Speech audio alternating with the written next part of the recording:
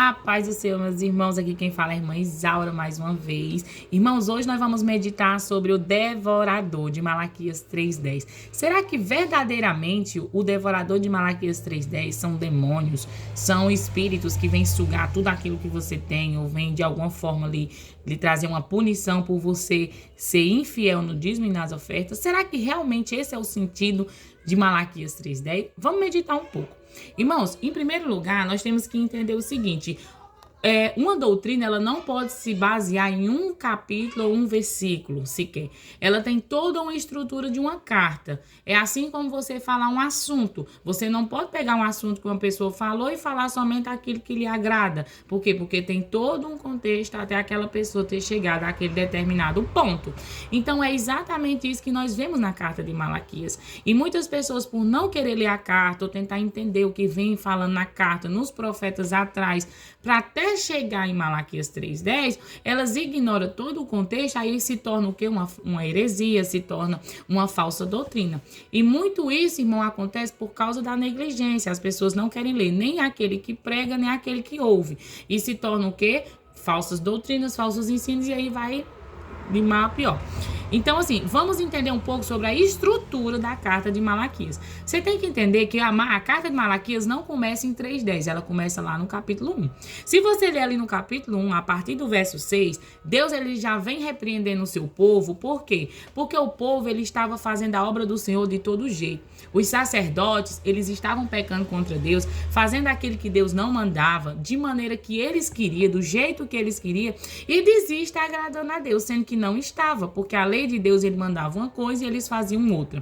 Vamos ler ali só alguns pequenos trechos para a gente entender um pouco sobre a carne. Lá no verso 6 do capítulo 1, ele vai dizer assim: o filho honra o seu pai, o servo seu senhor. Se eu sou pai, onde está a minha honra? E se eu sou o Senhor, onde está o meu temor? Diz o Senhor dos exércitos, Senhor dos exércitos, a vós, ó sacerdotes, que despreza o meu nome. E vós dizei, em que nós temos desprezado o teu nome? Verso 7. Ofereceis sobre o altar pão imundo, e dizei, em que te havemos profanado? Nisto que dizeis, a mesa do Senhor é desprezível. E assim diante, irmãos. Se você ler ali no verso 6 até o verso 13, no capítulo 2, se você pegar ali o verso 7, o verso 9, você já vai ter um entendimento do que Deus está tratando. As pessoas, irmãos, eles estavam simplesmente com as suas mentes corrompidas. Eles estavam fazendo as coisas para Deus, achando tá certo. Aí quando Deus usava o seu servo, dizendo que aquilo estava de forma errada, dizendo, como assim? Não, nós não estamos fazendo isso. A mente cauterizada. Os sacerdotes estavam pecando contra Deus. Por quê, irmão? Vocês têm que entender que a carta de Malaquias, ela está referenciando, dizendo aos fariseus, que a obra do Senhor, ela era para, por exemplo, ser feita com sacrifício sem defeito. Eles iam lá e ofereciam o sacrifício de todo jeito, coxo, manco, de todo jeito. Por quê?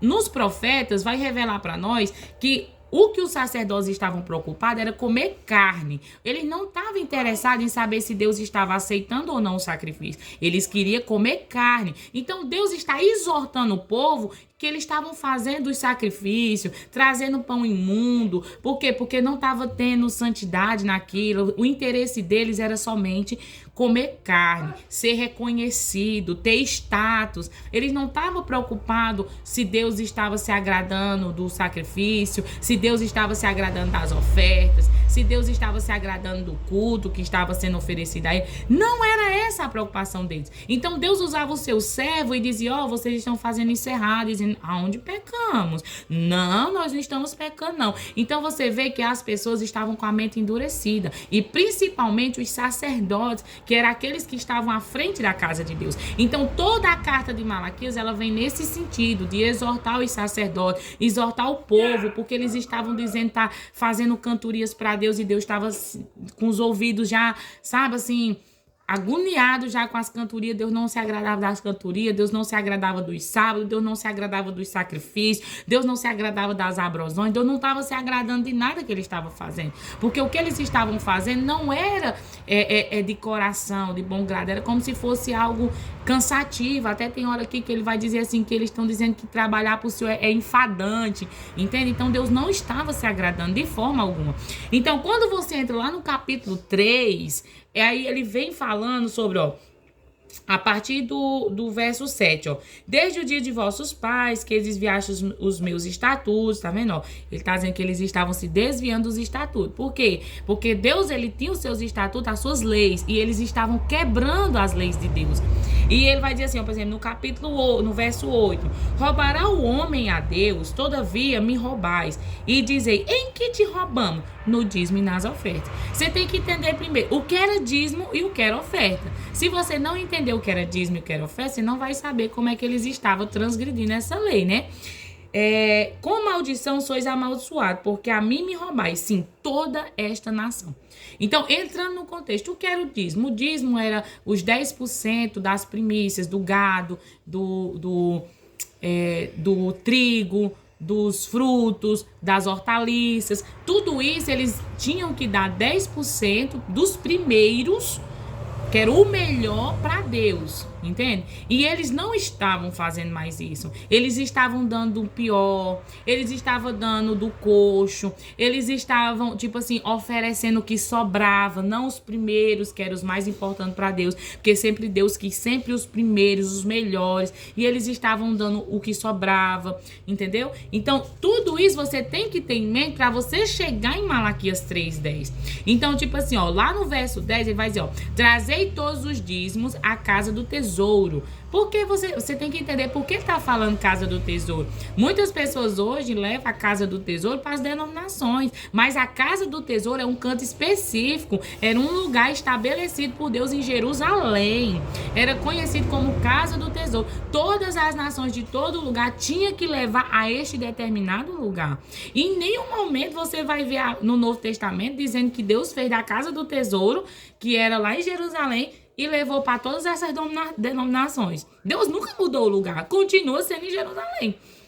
E outra, para que haja mantimento em minha casa, e depois faça prova de mim nisto, que o Senhor dos Exércitos, se eu não vos abrir a janela do céu. Aí pronto, a pessoa diz, ó, tá vendo? Deus vai abrir a janela do céu.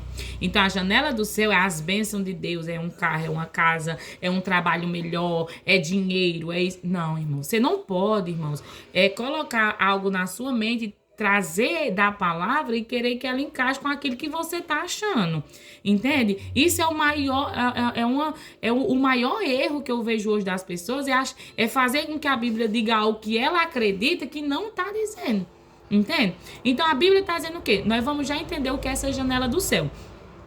E não derrame sobre vós uma bênção tal que não haja lugar suficiente para as recolherdes. Olha o que ele vai dizer no verso 11.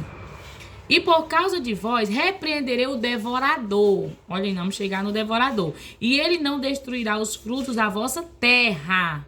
Entende? Por que ele está falando? Você vai ver que todo o contexto ele está falando de frutos, ele está falando de terra, ele está falando de colheita. Porque essa eram os dízimos.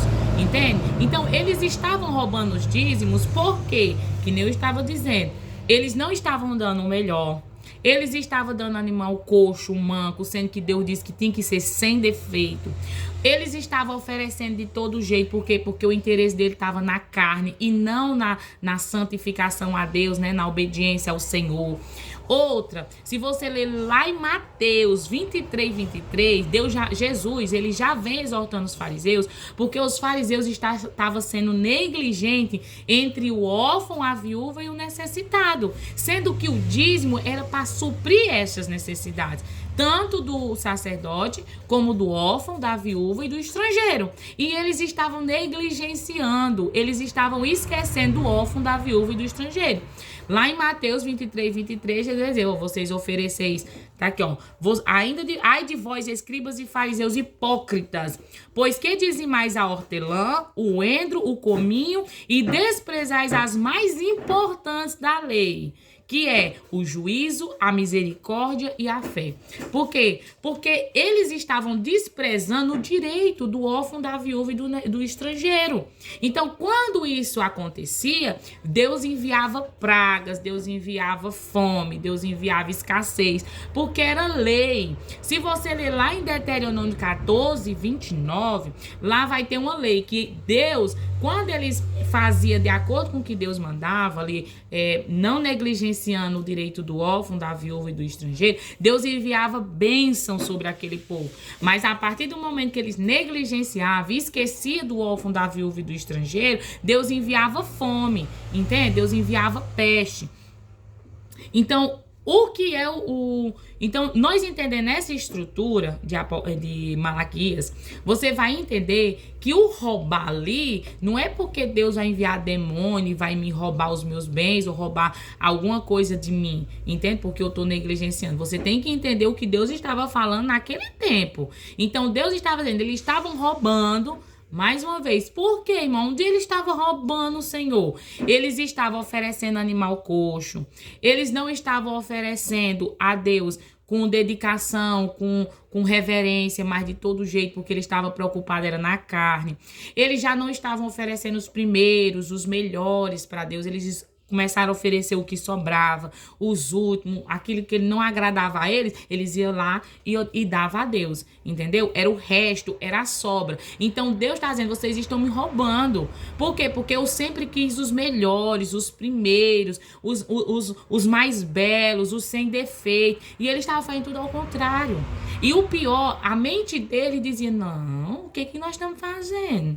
Nós não estamos pecando contra o Senhor. Então entenda, esta é a estrutura da carta a Malaquias. Então, quando nós chegamos no devorador, você vai ver que ele vai dizer assim, ó. E por causa de vos repreenderdes, e por causa de vós, repreenderei o devorador. E ele não destruirá os frutos da vossa terra. E a vossa vinde do campo não será estéril, diz o Senhor dos Exércitos. Você vê que ele está ligando o devorador com as terras? Não devorará as suas terras? Vamos ler comigo agora. Lá em Deuteronômio, Levíticos, lá em Levíticos 11, 22. Ali Deus está falando dos animais que poderiam ser comidos e os que não poderiam ser comidos. Olha o que é que ele vai dizer, ó.